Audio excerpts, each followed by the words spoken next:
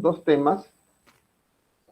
Y el primero de ellos es los tumores quísticos. Entonces, hasta ahora hemos visto la patología benigna del páncreas pasa por la inflamación, aguda o crónica. Ahora ya vamos a ver otro tipo de lesión benigna en el páncreas, que son los tumores quísticos. Algo ya hemos visto en realidad al hablar del pseudoquiste. ¿Por qué? Porque el pseudoquiste pancreático, esta consecuencia de la pancreatitis aguda, es la imagen quística más común, más frecuente dentro de todos los quistes o todas las imágenes quísticas. Ya sabemos que el pseudoquiste no tiene revestimiento epitelial, por eso lo llamamos pseudoquiste. En cambio, los verdaderos, los tumores primarios, digamos, del páncreas, sí tienen revestimiento epitelial y es ese revestimiento el que genera el líquido. ¿Ok? Los tumores aquí, primero que son raros, son 1 a 3% de los tumores pancreáticos, ¿no? Y muy pocos de ellos, solo el 10%, llegan a ser malignos. Muy bien, entonces cada vez que pensemos en tumor quístico del páncreas, tenemos que abrir rápidamente una ventana en nuestra computadora mental y decir, bueno, ¿es pseudoquiste pancreático o no es? Descartamos pseudoquiste y nos quedan un 10 o 20% de tumores que tenemos que estudiar. Pero el primero es descartar el pseudoquiste pancreático. Ya, pero no todo es pseudoquiste pancreático, entonces estudiemos los otros también. Los otros tumores quísticos en el páncreas son estos, miren. El cistoadenoma, el tumor, la neoplasia mucinosa, quística mucinosa, ese es uno. Dos, el cistoadenoma seroso. Uno es mucinoso, el otro es seroso. Tres, un tumor que le llamamos el tumor de Franks o sólido, pseudo papilar con estructuras quísticas. Y un cuarto que es el tumor que viene ya de los conductos. Estos tumores vienen de los acinos. Estos tumores quísticos, el último que les voy a mencionar es la neoplasia mucinosa intraductal. ¿Ok? Lo vamos a ver luego, en el dibujo. Tengo que buscar un mejor esquema donde aparezca el tumor de Franz. Pero bueno, aquí está. Los podemos clasificar así, como los tumores primarios, es decir, quísticos formados en el parénquima pancreático, que vendrían a ser la neoplasia intraductal papilar mucinosa. Su nombre viene de intraductal, o sea, de los ductos, de los conductos, y es mucinosa, produce mucina, que es como una proteína, como un gel, digamos. No sé si ustedes, creo que cuando vean mucina, lo que les va a llamar la atención es que se parece a un gel transparente, ¿no? Más o menos, y viscoso. Luego tenemos los tumores quísticos serosos, o sea, los que tienen agüita. Y finalmente, la neoplasia quística mucinosa, que se forma en el parénquima, que no es la intraductal, sino dentro del parénquima, dentro de los acinos, y que también produce mucina. Esta es quizás la más importante. ¿Por qué? Porque esta es la mala. Esta es la que se transforma en neoplasia, en tumor maligno. Luego tenemos los secundarios, es decir, el tumor de Franz, como les decía, que no es líquido, no es quístico solamente, sino que tiene componente sólido. Y finalmente, estos otros tumores sólidos que en algún momento pueden desarrollar una porción quística, como por ejemplo el adenocarcinoma, que van a tener ustedes una clase completa de eso, o los tumores neuroendocrinos. Ahora los vamos a ver al final. Entonces, los quistes en el páncreas van a generar un cuadro clínico, unas características clínicas basados en 2 o 3 cosas concretas. Primero, el tamaño. Segundo, la localización.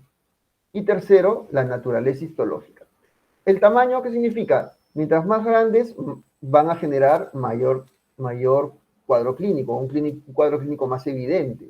Por ejemplo, una masa palpable, un dolor epigástrico o una sensación de llenura precoz al comer, digamos, por la compresión de la masa quística sobre el estómago, ¿no? La mayoría de veces son asintomáticos, la mayoría de veces. La localización, por ejemplo, la localización del tumor o de la masa quística hacia la cola del páncreas hace que sea como más solapa, por decirlo de alguna manera, ¿no?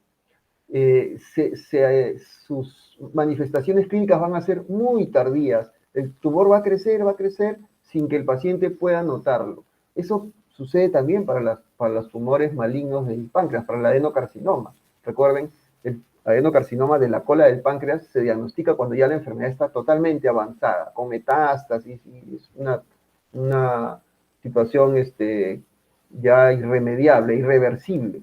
En cambio, los tumores en la cabeza del páncreas tienen una ventaja, y es que tienen la vía biliar muy cerca, y cuando comprimen la vía biliar, inmediatamente van a producir ictericia y el paciente va a poder darse cuenta de que tiene algo que le está provocando ictericia, entonces a partir de eso inician los estudios. Podemos encontrar tumores más pequeños, podemos encontrar quistes más pequeños que están en la cabeza del páncreas. ¿Por qué? Porque se van a manifestar más rápido, ¿ok?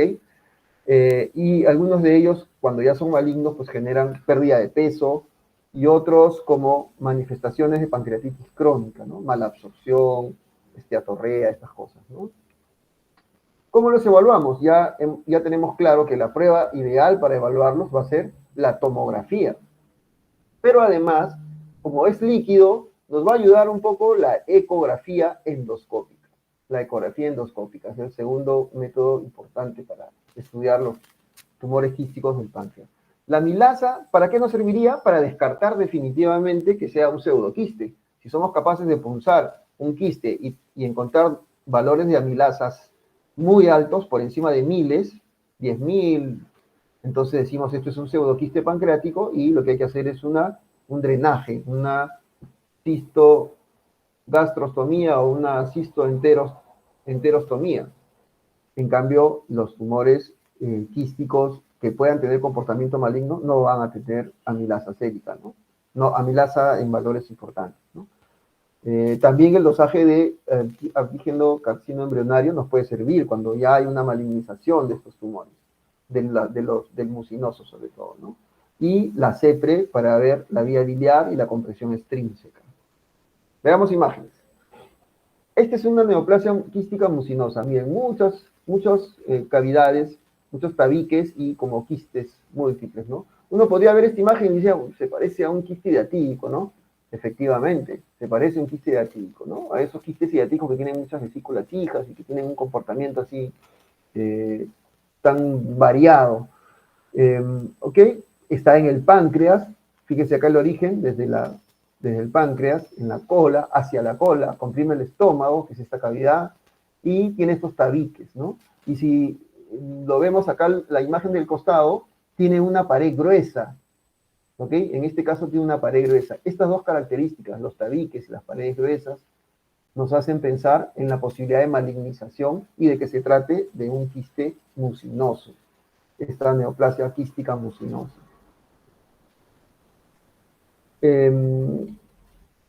Esta es la imagen de una neoplasia quística mucinosa también, que lo que tiene característico es este epitelio cilíndrico que produce la mucina, y este estroma, que le llamamos un estroma muy semejante al estroma ovárico.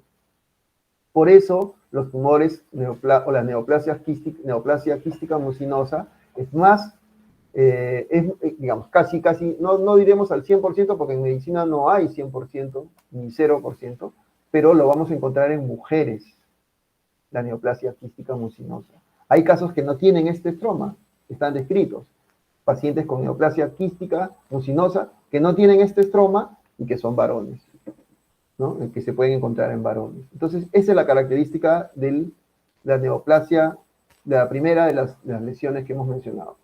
La segunda es el seroso, que este es benigno fundamentalmente. Hay casos aislados descritos en la literatura como malignos, pero los tratamos cuando generan síntomas de compresión o digamos, están causando problemas o tienen riesgo de ruptura, por ejemplo, ¿no? En estos casos los resolvemos. Pueden ser una sola cavidad, como estamos viendo en este caso, o una variante que se llama la variante multiquística, ¿no? Que es la tumoración quística variante multiquística, que tiene en el medio una característica de tejido, este tejido como una cicatriz fibrosa, ¿no? Que se ve en las imágenes y se ve en las muestras de patología. Este tumor quístico, multiquístico, proviene de los acinos, del tejido acinar, y tiene una predisposición para teñirse con el Paz positivo, ¿no? Son ricos en glucógeno. Luego tenemos el tumor pseudopapilar, que como les decía es un tumor sólido, pero que tiene porciones quísticas y que se ve más bien en personas jóvenes, en mujeres jóvenes, el tumor de Franz. Y este tumor que le llamamos la neoplasia intraductal mucinosa, que forma quistes, pero que corresponden al conducto, quistes del conducto, ¿no? Entonces ahí las flechas están indicando la dilatación de los conductos pancreáticos. La neoplasia intraductal mucinosa. Acá solamente para mencionarles que la ecoendoscopía tiene un rol muy importante en la evaluación de estos pacientes, y no solamente en ellos. Ya hemos visto 2 o 3 roles importantes, como por ejemplo el manejo del pseudoquiste pancreático, en el manejo de los criterios de pancreatitis crónica, los criterios de Rosemont, y ahora lo estamos viendo en el manejo de los quistes pancreáticos. Y para recordarles lo importante que es hacer el dosaje de amilasa de los marcadores tumorales intestinales o de tejido pancreático, y el identificar la mucina al momento de la cirugía, ¿no? Para poder resolver la duda si es un pseudoquiste o no. ¿Ok? Antes de pasar a la última parte de la clase, solamente decirles que el tratamiento de los quistes en el páncreas va a depender, primero, de la edad del paciente, segundo, del tipo de lesión, pacientes jóvenes que tienen una lesión grande, que le está causando síntomas y que hay sospecha de la posibilidad de que sea mucinoso, tienen que ir a cirugía de todas maneras. En algunos pacientes podemos hacer seguimiento sin cirugías, ¿no? Sin cirugías resectivas. Ojo, cuando hacemos cirugías de los quistes, hacemos cirugías resectivas, es decir, duodenopancreatectomía, pancreatectomía distal, resección de la cola del páncreas. Entonces, son cirugías que tienen morbilidad y mortalidad importante, y por tanto tenemos que determinar qué paciente es el que realmente se va a beneficiar del procedimiento y explicarle al paciente, ¿no?, las opciones, ¿no? Observación, cirugía precoz o seguimiento, y de acuerdo a la evolución del tratamiento quirúrgico. Y finalmente, los tumores neuroendocrinos. Esta es la última parte ya.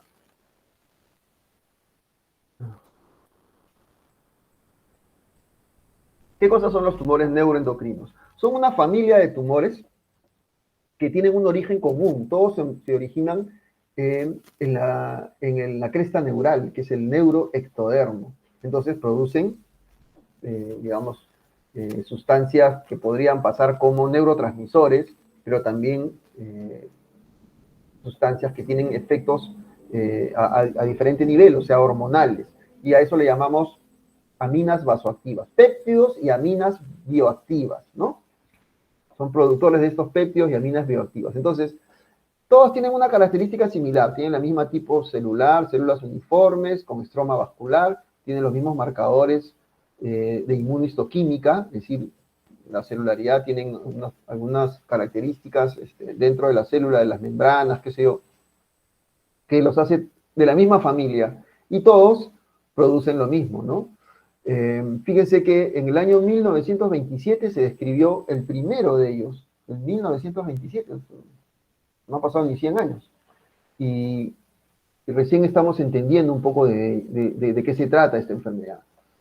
Son un grupo, por tanto, son un grupo muy heterogéneo de tumores, y que vamos estudiándolos conforme van apareciendo. Entonces, antes lo diagnosticábamos fácilmente porque eran los tumores funcionantes, los que daban manifestaciones clínicas. El prototipo de este tumor es el insulinoma. El insulinoma es un tumor que produce insulina, entonces el paciente va a tener episodios de hipoglicemia.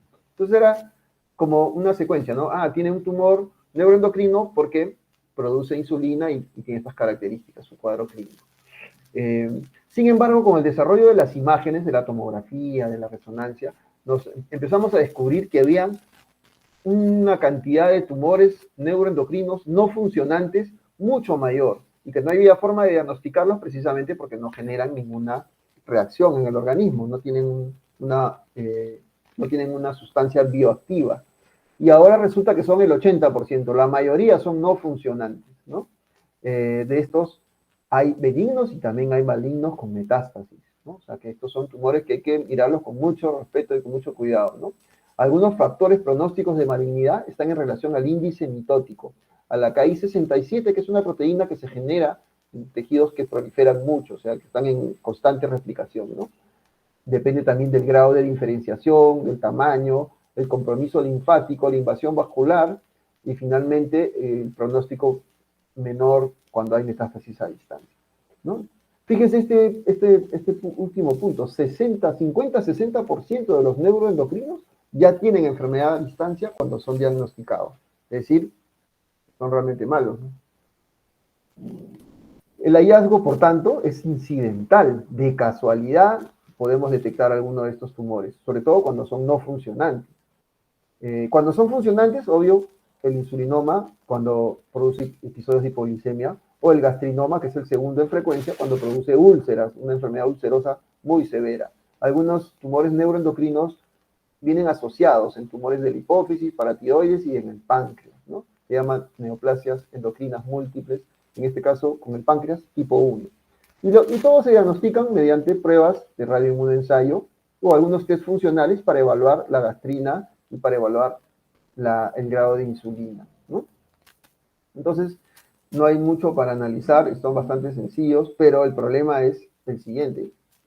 La tomografía y la ecoendoscopía nos permiten hacer evaluaciones de la lesión y también biopsias, ¿no? Entonces, por ejemplo, acá tenemos una ecoendoscopía en donde se determina en un paciente que desarrolla episodios de hipoglicemia, se sospecha que está desarrollando una lesión tipo insulinoma, pero no sabemos dónde, puede ser muy pequeñita y no la podemos localizar. Entonces, hacemos una ecoendoscopía y se identifica en una porción del cuello o del páncreas donde está ubicada la lesión, ¿no? Y luego en tomografía se puede apreciar acá también, en la flecha roja, ¿no? Entonces, ya tenemos localizada la lesión y podemos pasar al tratamiento. ¿Cuándo hacemos tratamiento de estas lesiones, no? Cuando son pequeñas y no tienen un índice de riesgo muy alto, podemos hacer seguimiento. A esas lesiones, a esos manejos le llamamos manejo conservador, cuando son menores de 2 centímetros, ¿no? Y cuando tienen un nivel de diferenciación, digamos, óptimo y no hay un índice mitótico muy, muy importante, entonces son lesiones que se van a comportar como lesiones benignas. Pero también tenemos que recurrir, en muchos de estos casos, a la exéresis o la resección. Por ejemplo, en el insulinoma pequeño, menos de 2 centímetros, podemos hacer enucleación. Solamente sacamos el insulinoma. Pero cuando ya pasa este tamaño y tiene características de mayor índice mitótico en la biopsia, entonces tenemos que recurrir a resecciones amplias, ¿no? Pancreatectomía proximal, distal, total, linfadenectomía y todas las secuencias de tratamientos que requiere una enfermedad neoplásica, con quimoindolización, radioablación. Los análogos de somatostatina, como el octreotide, por ejemplo, es un medicamento que nos puede ayudar a controlar algunos síntomas y reducir un poco el desarrollo de la enfermedad, ¿no? Muy bien, ya hemos terminado. Estos 2 o 3 diapositivas que corresponden, que voy a mencionar ahorita, ya son cosas generales, solamente quiero hacer una recopilación muy rápida para que ustedes se lleven algo concreto de la clase. La patología del páncreas puede ser a 3 grandes grupos, ¿no? Inflamatoria, ya la hemos visto, con todas sus consecuencias, tumores benignos, que pueden ser quísticos o neuroendocrinos, y tumores malignos, que también pueden ser quísticos, neuroendocrinos, pero además el adenocarcinoma, ¿no? Entonces, estudiar la patología del páncreas pasa por estas 3 cosas: evaluar el dolor abdominal, la pérdida de peso, la ictericia obstructiva, la diarrea por malabsorción y los trastornos metabólicos. Entonces, alrededor del páncreas, y el cuadro clínico de las enfermedades del páncreas giran en torno a estos 5 puntos que podemos recordar fácilmente si los estudiamos con detenimiento. Y en las imágenes, bueno, la ecografía para ver líquido, para ver la vía biliar, para ver colecciones peripancreáticas, la ecoendoscopía para los manejos del pseudoquiste, para la evaluación de la pancreatitis crónica y para la evaluación de las lesiones quísticas, todo lo que es líquido.